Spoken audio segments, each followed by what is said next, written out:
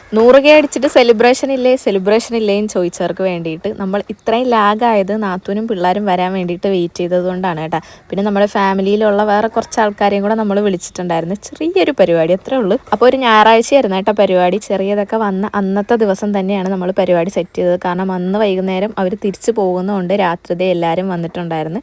Just cake cut ചെയ്യുക, പിന്നെ എല്ലാവർക്കും ഫുഡ് കൊടുക്കുക, അത്രേ ഉള്ളൂ. അപ്പം ഞാൻ കഴിഞ്ഞ വീഡിയോയിൽ പറഞ്ഞ പോലെ തന്നെ നമുക്ക് മിൽക്ക് കേക്കും പിന്നെ ഈയൊരു കേക്കും ചെയ്ത് തന്നത് കോട്ടോപ്പാടത്തുള്ള ഒരാളാണ് കേട്ടോ. ലഷ്പൈ എന്നാണ് ആളുടെ ഇൻസ്റ്റാഗ്രാം അക്കൗണ്ട്. ഇപ്പോൾ കോൺടാക്ട് ഡീറ്റെയിൽസ് ഒക്കെ ഞാൻ കമന്റ് ബോക്സിൽ കൊടുത്തേക്കാം. ഞാൻ വിചാരിച്ച പോലെ തന്നെ, അതായത് എൻ്റെ മനസ്സിലുണ്ടായിരുന്ന പോലെ തന്നെ യൂട്യൂബിൻ്റെ തീമിലാണ് കേട്ടോ ചെയ്തു തന്നത്. സത്യം പറഞ്ഞാൽ ഈ കേക്ക് കട്ട് ചെയ്യുന്ന ടൈമിൽ എനിക്ക് എൻ്റെ ബിഗിനിങ് സ്റ്റോറിയാണ് കേട്ടോ ഓർമ്മ വന്നത്. ആ തുടക്ക സമയം കുറച്ച് പേരുടെ കളിയാക്കലും കുത്തുവാക്കും ഒക്കെ അയ്യോ ഓർക്കാൻ വയ്യ. അതൊക്കെ പോട്ടെ.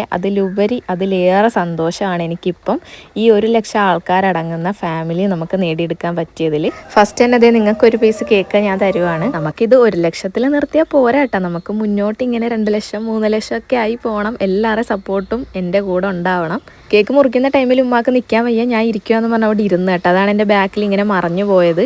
കേക്ക് മുറിച്ചിട്ട് അങ്ങനെ അതേ എല്ലാവർക്കും കൊടുത്ത് നമ്മൾ. ഒരു സമയത്ത് എനിക്ക് ഏറ്റവും കൂടുതൽ സങ്കടമായത് എൻ്റെ വീട്ടിൽ നിന്ന് ആരും ഇല്ലല്ലോ എന്ന് ഓർത്തിട്ടാണ് കേട്ടോ. നമുക്കിപ്പോൾ വീടിൻ്റെ വാർപ്പ് ഉടനെയുണ്ട്. അപ്പോൾ വരാൻ വേണ്ടിയിട്ട് നിൽക്കുവാണ് അവർ.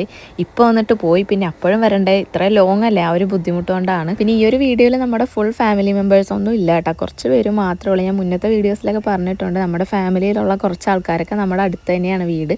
അപ്പോൾ അവിടെ ഉള്ളവരെയൊക്കെ തന്നെ നമ്മൾ വിളിച്ചു. പിന്നെ അൺഎക്സ്പെക്റ്റഡ് ആയിട്ടും നമുക്ക് കുറച്ച് ഗസ്റ്റൊക്കെ ഉണ്ടായിരുന്നു. നമ്മുടെ ഷെഡ് ആയതുകൊണ്ട് തന്നെ സൗകര്യങ്ങൾ വളരെ കുറവാണല്ലോ. എന്നാലും ഉള്ള സൗകര്യത്തിൽ വെച്ചിട്ട് നമ്മൾ എല്ലാവർക്കും ഫുഡ് കൊടുത്ത്, മന്തിയും അൽഫാമും ആണ് കേട്ടോ ഫുഡ് ഉണ്ടായിരുന്നു. നമ്മൾ കടയിൽ നിന്ന് വാങ്ങിക്കുമായിരുന്നു. പിന്നെ നമ്മുടെ എല്ലാവരുടെയും ആഗ്രഹം ഇവിടെ വെച്ച് തന്നെ, അതായത് നമ്മുടെ ഷെഡിൽ വെച്ച് തന്നെ കേക്ക് മുറിയും സെലിബ്രേഷൻ ഒക്കെ നടത്തണമെന്നായിരുന്നു. കാരണം ഈ ഒരു ഷെഡും പിന്നെ ഇവിടുത്തെ ലൈഫ് സ്റ്റൈലൊക്കെ കണ്ടിട്ടാണ് കുറേ പേര് നമ്മുടെ വീഡിയോസ് കാണുന്നതും. അതുപോലെ തന്നെ നമ്മുടെ ഷെഡിലെ വീഡിയോസ് ഇഷ്ടപ്പെടുന്ന ആൾക്കാരാണ് നമ്മുടെ കൂടുതൽ സബ്സ്ക്രൈബേഴ്സും. അങ്ങനെ ഏകദേശം 9 മണിയൊക്കെ ആയപ്പോഴത്തേക്കും നാത്തൂനും പിള്ളേരും പോയി. എല്ലാവരും പോയിട്ടാണ് കേട്ടോ നമ്മൾ ഫുഡ് കഴിച്ചത്. മോനും അപ്പോഴത്തേക്കാണ് ഓഫീസിൽ നിന്ന് എത്തിയത്.